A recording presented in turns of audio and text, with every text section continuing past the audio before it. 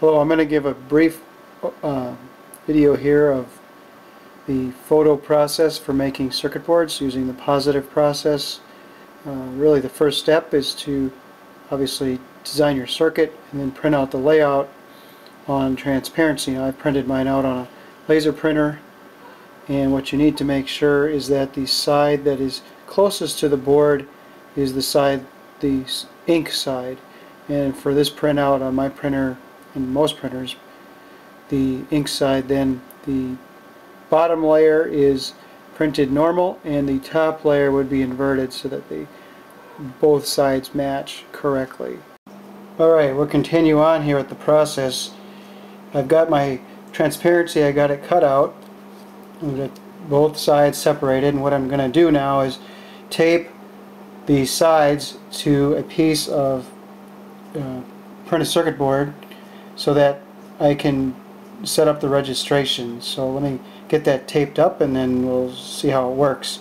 What you need to do is you need to make sure that when you print this out that you have the more patterns in the corners here, and you put those on the far side from the printed circuit board, and then we tape the other one on, we can line those up. And I've been able to get registration within 10 to 15 mils, usually around 10 mils if you're careful about the process. But I'll tape that up and then we'll take a look at how it turned out. Alright, here's our completed tape up. You can see that they're both on there. If you look at the more patterns, I have photos, so take a look at those for more detail, but you can see on the ends there they look like they're pretty much lined up. And the other thing you can do is hold this up in a window and then you can actually take a look to make sure everything's all lined up the way you expect it to be. If it's good, then you can go ahead to the next step.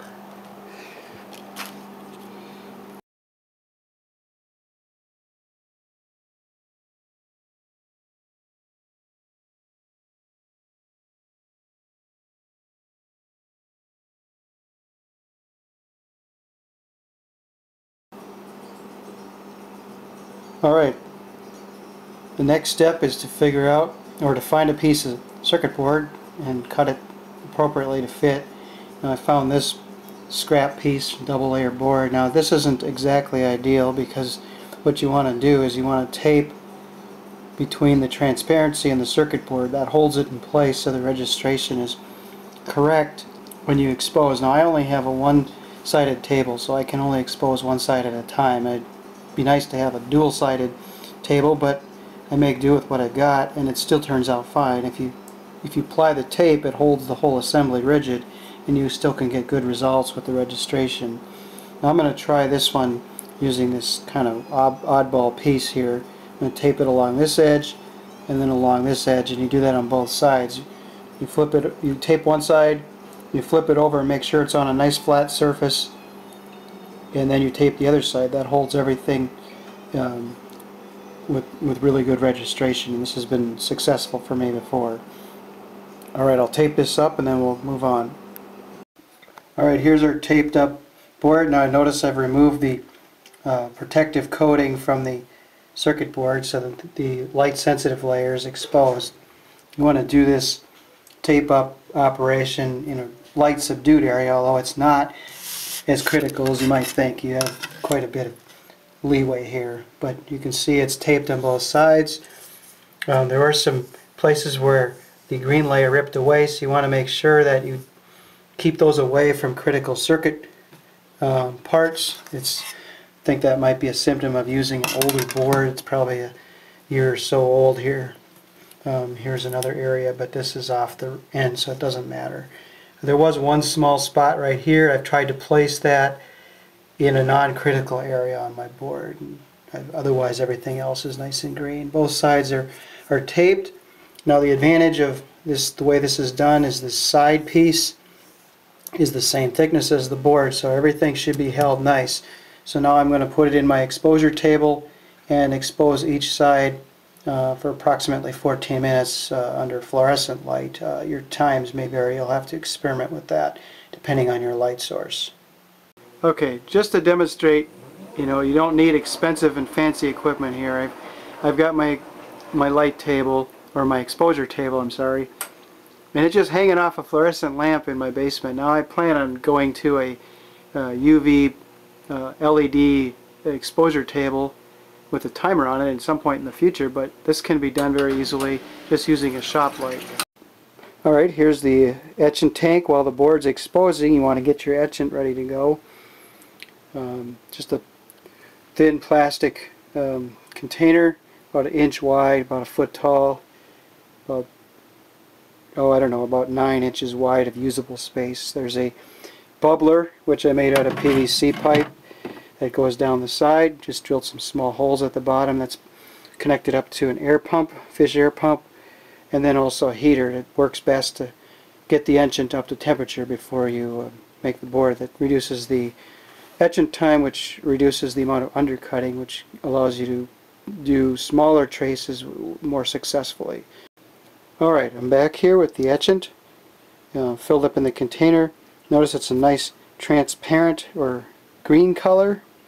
That helps because you can actually see the board during the process. Now this etchant is made out of muriatic acid, which is used for etching concrete, but basically it's hydrochloric acid and hydrogen peroxide, and then you dissolve, the copper dissolves into that, giving it the green color.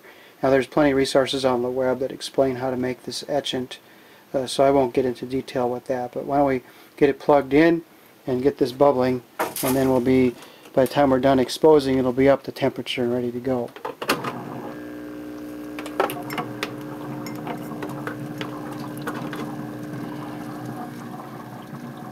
There you see the air bubbles. The heater is on. Just a quick note, make sure that the etchant level is higher than the heater heating element to prevent the burnout from the heater, just in case you're doing this for the first time here. But we'll just let this stew for a while until we're done exposing, and then we'll, when it's done, we'll be ready to go with the etching.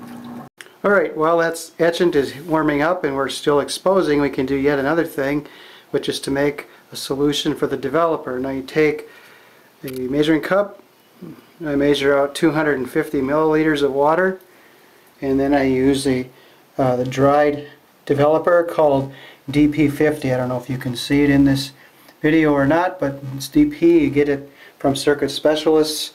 It comes in a bag, powdered form. This bag is good for 1 liter, so what I do is I divide it into 4, and then I dissolve that into this large baking dish, which of course I don't actually use for anything else besides circuit board manufacturing. So let's divide that up and dissolve it, and we'll see how it turns out. Okay, I've got the powder in there. I kind of just roughly squeeze the bag and get a 1/4 of the bag out. It's not super critical as long as you're close. I haven't had any problems with being too strong or too weak. It's always worked fairly well. So then we'll just simply add the water on top of the dry powder, and since I used warm water, it helps dissolve it, just get things moving along a little quicker. And as you might have heard in the background, that was my timer for the exposer. So I'm going to go down and flip the board over, and then we'll be ready to go in another 14 minutes. 14 minutes on both sides. I'm going to throw this into the developer. I don't know if you can see or not. You can kind of see where the pattern was. It's a different color green. You can kind of see that in the video. It'll be very obvious once we get it into the developer here.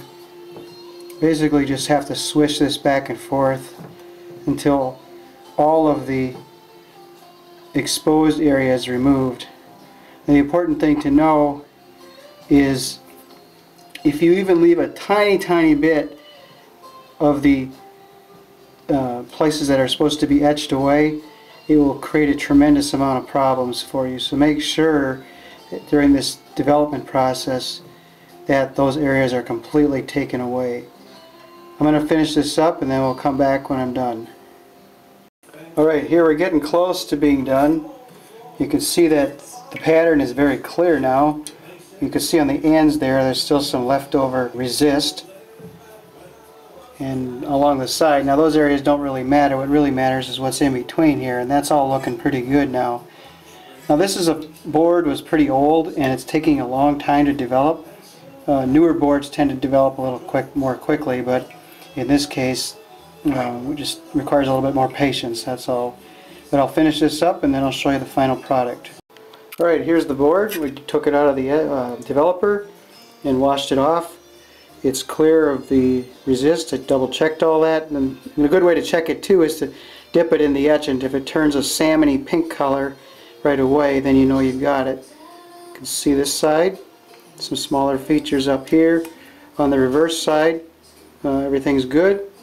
There's even that little teeny tiny trace. I don't know if you can see it here, but yeah, it's a 15 mil trace, so that's, you know, we're capable of doing that fairly easily.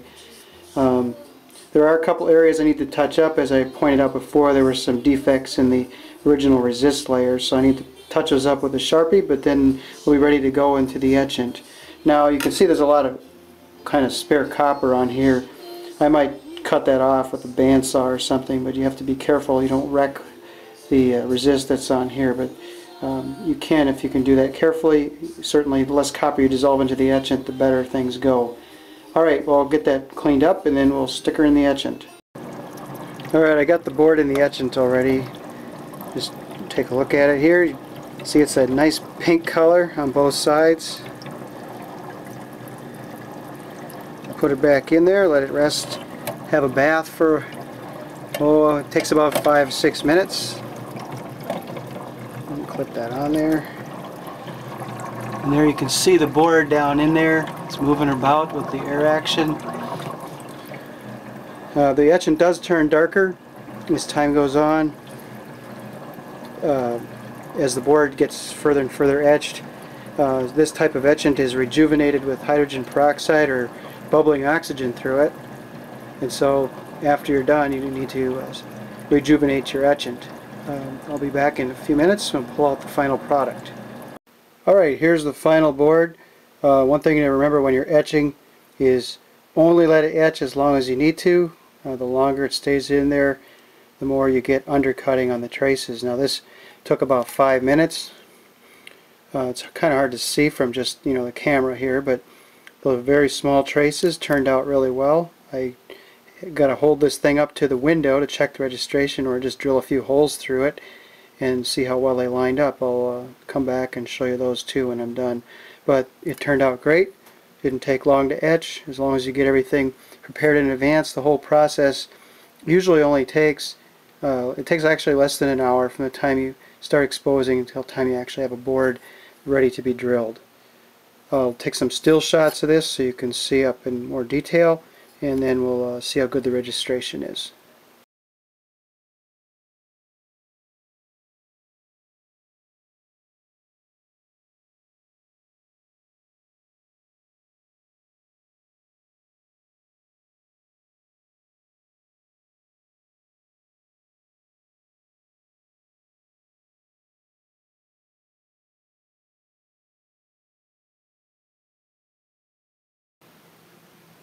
Alright, here's the final board. I've drilled it out.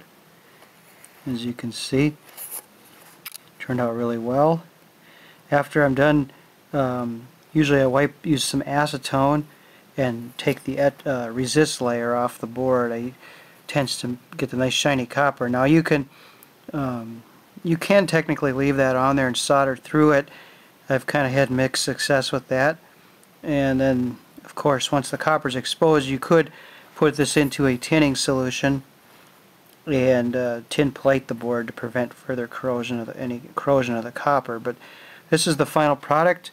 I've got a couple still shots I'll show at the end of the registration error. There was a slight amount of error on one end of the board, but that could be just due to the way I'm manually drilling the board too. So I'll just show a couple of those. But all in all, very little registration error, and certainly workable with the size of traces that I'm doing here. Okay, hope you've enjoyed this, and good luck making boards in the future.